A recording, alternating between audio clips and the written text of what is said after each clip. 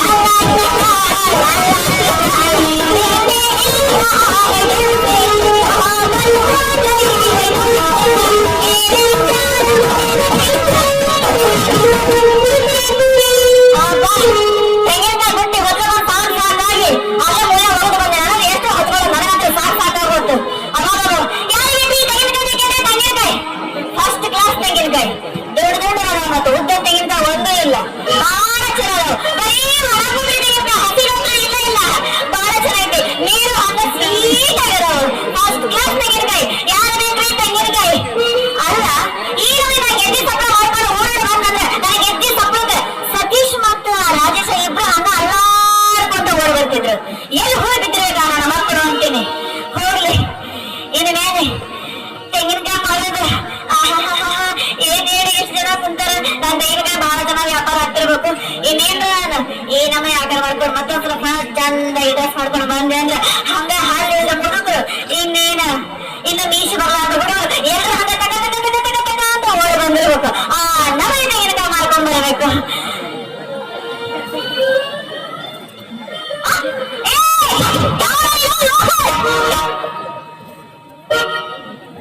ಲೋಪರ ನಾನು ಗಂಡ ಲೋಪರ ನಾನು ಮಾದೇಶ. ನಾನು ಯಾವ್ದು ಲೋಪರ ಅಂತ ತಿಳ್ಕೊಂಡು ನಿಮಗೆ ಬೈದ್ಬಿಟ್ಟೆ. ಮತ್ತೆ ಹೌದು ನೀವ್ಯಾಕೆ ಹಿಂದಿಂದ ಮಗನನ್ನ ಹಿಡ್ಕೊಂಡಿದ್ದು ಯಾಕೆ? ಕರೆ ಹೇಳ್ರಿ, ಯಾರು ಅಂತ ತಿಳ್ಕೊಂಡು ಬಂದು ಹಿಡ್ಕೊಂಡೆ ಕರೆ ಹೇಳ್ರಿ.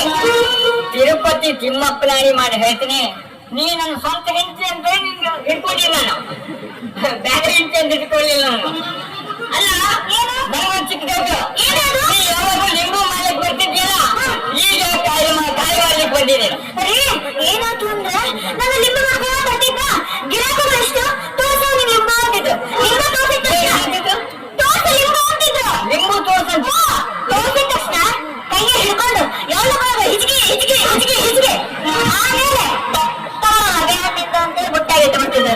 ಈಗ ವ್ಯಾಪಾರ ಸರಿ ಕಾಣಲಿಲ್ಲ, ಇದು ಬರೋಬರೇನು ಆಗಿಲ್ಲ ಲಿಂಬು ವ್ಯಾಪಾರ. ಆದ್ರೆ ಈ ದಂಡದ ಜಾಳ ಅಂತ ಬಿಟ್ಟು ತೆಂಗಿನಕಾಯಿ ಮಾಡ್ಕೊಂತ ಬಂದೆ. ತೆಂಗಿನಕಾಯಿ ದೊಡ್ಡ ದೊಡ್ಡ ಇರ್ತಾವಲ್ಲ, ಕೈಯಾಗಿ ಹಿಡ್ಕೊಂಡು ಅವಾಗ ತೆಂಗಿನಕಾಯಿ ಅಂತಂದು ಎಷ್ಟು ಖುಷಿ ಕೊಡ್ತಾರ ಜನ ಗೊತ್ತೇನ್ರಿ. ಅಲ್ಲ ನನ್ಗೊಂದು ಚಿಕ್ಕ ಡೌಟ್. ಏನ್ರಿ ಅದು? ಅಲ್ಲ ಈ ತರ ಜಿನ್ ಪ್ಯಾಂಟು ಟೀ ಶರ್ಟ್ ಹಾಕೊಂಡು ಬಂದ್ರೆ ಈ ತರ ನೀ ಏನಾದ್ರು ಒಕ್ಕ ಬಿಟ್ಟ ಕಳ್ಸಿ ದೇವಸ್ಥಾನ ಮಕ್ಕ ಮುಂದಿದ್ದಾರ ಬೆಲೆ ಬೆಲೆ ಕಿಂಗಿಯನ್ನು ಬೊಟ್ಟಿಟ್ಬಿಟ್ಟು ನೀ ಎಷ್ಟು ಹೇಳ್ತಿ ಬಹಳ ಅವಧಿ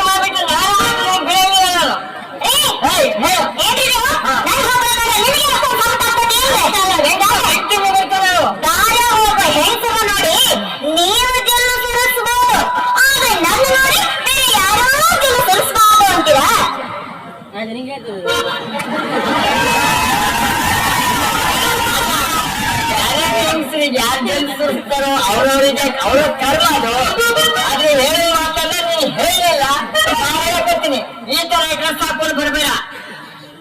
ಯಾಕಂದ್ರೆ ಯಾಕ್ರಿ ಯಾಕೆ ಹೇಳ್ಬೇಕು ಯಾಕೆ ಹೇಳಿದ್ರೆ ಡ್ರೆಸ್ ಮಾಡ್ಕೊಂಡ್ರೆ ಪಾಪ ನಮ್ಮ ಹೆಂಗಜ್ಜಿ ಬಿಂಕಜ್ಜಿ ಎಲ್ಲ ಏನು ನೋಡ್ಬಿಟ್ಟು ನನ್ ಗಜ್ಜಿ ಏನು ಹೇಳ್ರಿ ನೀವು ಬಹಳ ಸಂಶಯ ಪಡ್ತಾ ಇದೀರಿ. ಅದ್ರಾಗೂ ಪಿಕ್ಚರ್ ಹೋಗ್ರಿ, ನೀವು ಅಷ್ಟು ಗೊತ್ತಿಲ್ವಾ? ನೀವೇನ್ ನೋಡ್ಬೇಕಾಗಿಲ್ಲ, ಎಲ್ಲ ಗೊತ್ತಾಗುತ್ತೆ. ಪಿಕ್ಚರ್ ನೋಡಿಲ್ಲ ನೀವು?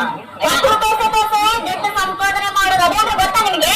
ಅವ್ರು ತೋರಿಸಿ, ಅದ್ರ ಬಗ್ಗೆ ಟೆನ್ಷನ್ ಇಲ್ಲ ನನಗೆ. ಇದು ಪಬ್ಲಿಕ್, ಅದು ಪಿಕ್ಚರ್. ಅವ್ರು ಏನ್ ಬೇಕಾದ್ರೂ ಕಟ್ ಮಾಡ್ಕೊಳ್ಬಹುದು, ಮತ್ತೇನ್ ಬೇಕಾದ್ರೂ ಮಾಡ್ಕೊಳ್ಬಹುದು. ಇದು ಪಬ್ಲಿಕ್, ಒಂದ್ ನೆನ್ಪಿದೆ. ಏನೇ ಹೇಳ್ರಿ, ಬಹಳ ಸಂಶಯ ಪಡ್ತಾ ಇದೀರಿ ನೀವು. ಹಾ. ಅಂದ್ಹಾಗೆ ನೀವು ನಿಜವಾಗ್ಲೂ ನನ್ನ ತಾಳಿ ಕಟ್ಟಿದ ಗಂಡನೇ, ಹಾ.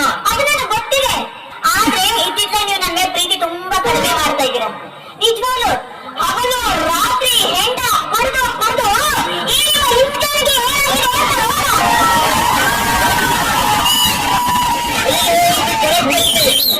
ಹೆಂಡ ಕೊಟ್ರೆ ಇಂಜಿನ್ ಡೌನ್ ಆಗಂಗಿಲ್ಲ, ಇಂಜಿನ್ ಮತ್ತು ಪವರ್ಫುಲ್ ಆಗ್ತೈತಿ.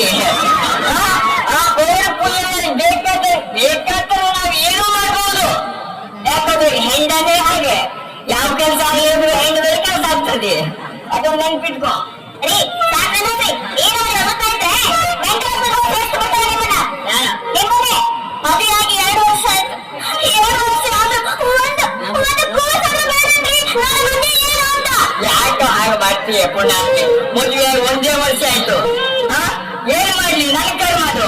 ಗಂಜಲ್ ಬಿದ್ದು ಭೂಮಿಗೆ ಎಷ್ಟು